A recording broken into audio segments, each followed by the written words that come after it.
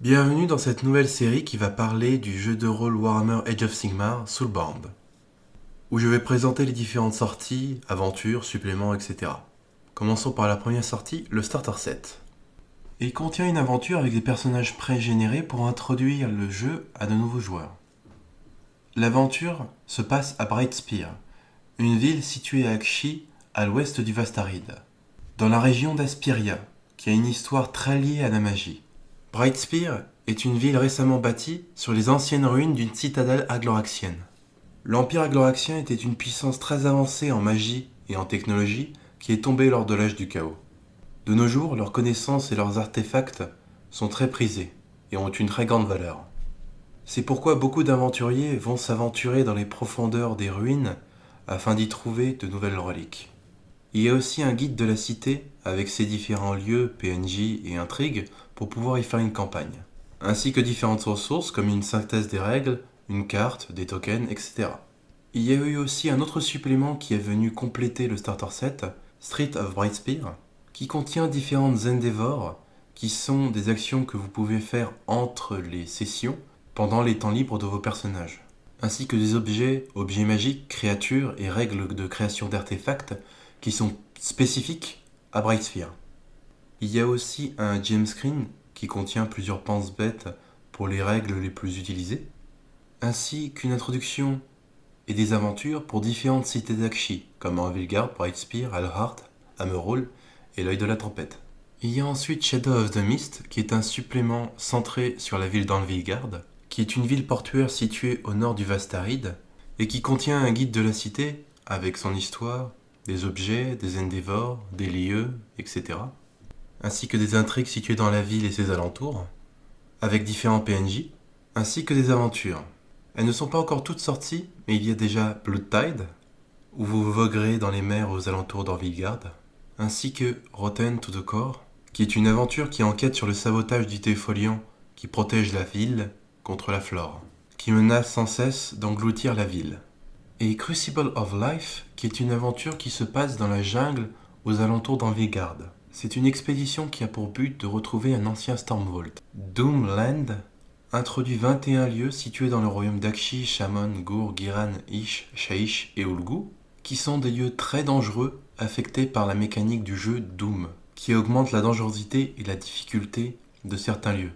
Il y a aussi eu une aventure gratuite qui est sortie, nommée Crash Earthburn, où le groupe va commencer à Hammerhall Aksha pour embarquer sur un vaisseau Caradron qui part pour une expédition vers Brightspear. Il y a aussi Fateful Night, qui est une aventure d'horreur sortie pour Halloween, et Trouble Brewing, qui est sorti pour les fêtes de fin d'année, et qui introduit un tout nouvel archétype Caradron, le Brewmaster, qui permettra de préparer différents breuvages. Ensuite, pour les sorties à venir, Champion de l'Ordre est celui que j'attends avec le plus d'impatience. Il inclura un développement plus approfondi des Soulbound et de leur histoire, des détails du rituel, ainsi que des exemples de binding, les groupes de Soulbound, en fonction des dieux qui les ont créés. Il y aurait des exemples d'un binding créé par différents dieux de l'ordre, mais aussi Nagash ou Gormkamorka, qui avaient eux aussi participé à la création du rituel durant l'âge des mythes. Il y aura aussi des nouveaux archétypes pour les différentes factions déjà présentes, ainsi qu'une nouvelle race introduite, les Lumines, ainsi que des règles pour les différents sous-factions, c'est-à-dire les cités de Sigmar pour les peuples libres, les Stormhost pour les Stormcast, les clairières pour les Sylvanes, les temples pour les Daughters of Cain, ou encore les loges pour les Farseers, et les enclaves Idonettes. Il y aura aussi un gros ajout de talents, miracles et de sorts, environ 100 talents, 50 nouveaux miracles et 50 nouveaux sorts, qui auront de nouveaux domaines de sorts, comme ceux des Lumines, mais aussi de nouveaux domaines de miracles, comme ceux de Grogni et de Teclis. Et en plus de cela, de nouveaux équipements et Endeavor. Deux autres sorties du même type que Champion de l'Ordre sont prévues un peu plus tard. Champion de la Mort qui introduira des règles et des archétypes de morts vivants, comme les vampires, les ghouls, les spectres et les squelettes, où les joueurs pourront incarner des servants de Nagash contre Sigmar, mais aussi des options pour être Soulbound. Les archétypes connus sont Laborant Ghoul, des Flesh Eaters, un Nécromant au service de Nagash, un Knight of Shroud des Nighthaunt, un Martysan Bone Shaper des Ossiarchs, et ils auront bien sûr de nouveaux talents spécifiques, des miracles et des sorts. Pareil pour les forces de la destruction, dans Champion de la destruction.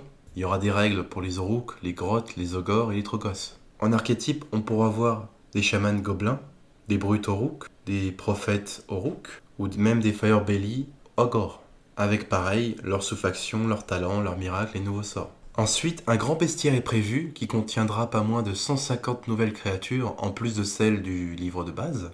Certaines créatures sont déjà confirmées, comme un méga gargan, un Aether Shroud ou même un duc du changement de Tzeentch.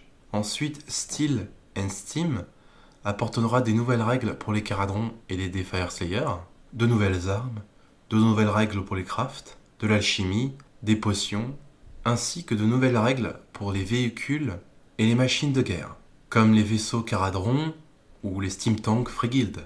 Il y aura aussi un supplément qui se concentrera sur une autre cité, comme Shadow of the Mist avec Anvilgard, pour la merveille d'eau grise, qui se situe à Giran, qui est une ville si industrielle qu'elle a provoqué un marais chimique autour d'elle, ce qui a provoqué une guerre avec les Sylvanes et a failli provoquer un bain de sang qui a pu être évité grâce à l'intervention d'Alariel.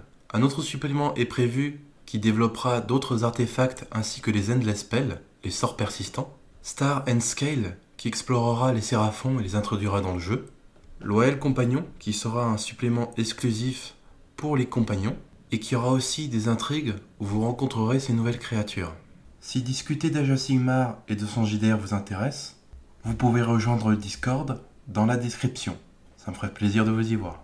Pour les prochaines vidéos, je vais sans doute bientôt faire des vidéos sur les différentes factions, leurs archétypes et leurs mécaniques. S'il y en a une qui vous intéresse plus, mettez-la dans les commentaires et j'essaierai de la faire en priorité.